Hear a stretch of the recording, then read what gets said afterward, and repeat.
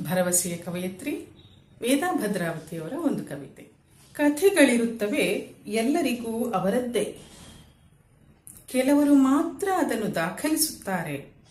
ಪದಗಳಲ್ಲಿ, ಬಣ್ಣಗಳಲ್ಲಿ, ಅಭಿನಯ, ಹಾಡುಗಳಲ್ಲಿ. ಕಡೆಗೆ ರಂಗಭೂಮಿಯ ಮೇಲೆ ಎಲ್ಲೆಲ್ಲೂ ಕಥೆಗಳೇ. ಬಹುತೇಕರು ಬರೀ ಜೀವಿಸುತ್ತಾರೆ. ಕೆಲವರು ಕಟ್ಟುವ ಕಥೆಗಳನ್ನು ಕೇಳುತ್ತಾ, ಓದುತ್ತಾ, ನೋಡುತ್ತಾ ಬೆರಗಾಗುತ್ತಾರೆ. ಬಹುತೇಕರ ಸಮಸ್ಯೆ ಇದು. ಅವರು ಅಂದುಕೊಳ್ಳುತ್ತಾರೆ, ಹೀಗಾಗಬಾರದಿತ್ತು ಅಥವಾ ಹೇಗಿರಬೇಕಿತ್ತು ಅಂತೆಲ್ಲ. ಅದು ತಮ್ಮದೇ ಕಥೆ ಎಂದರಿಯದೆ.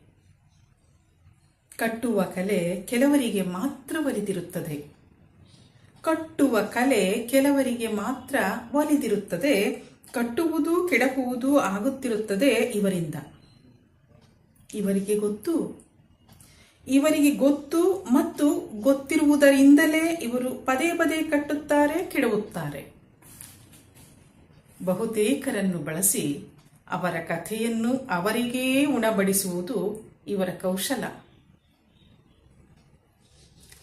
ಚಿಕ್ಕದು ದೊಡ್ಡದು ತರಹೇವಾರಿ ಕಥೆಗಳಲ್ಲಿ ಮುಳುಗೇಳುತ್ತಾ, ಓಹ್, ಇದು ನನ್ನದೇ ಕಥೆಯಂತಿದೆಯಲ್ಲ ಎಂದು ಬಹುತೇಕರು ಸುಖಿಸುತ್ತಾರೆ, ದುಃಖಿಸುತ್ತಾರೆ, ಕನಸು ಕಾಣುತ್ತಾರೆ, ಸ್ಫೂರ್ತಿಗೊಳ್ಳುತ್ತಾರೆ ಮತ್ತು ಅದೇ ಕೆಲವರ ಕಥೆಗೆ ಆಹಾರವಾಗುತ್ತಾ ಇತಿಹಾಸವಾಗಿ ಅಳಿಸಿ ಹೋಗುತ್ತಾರೆ.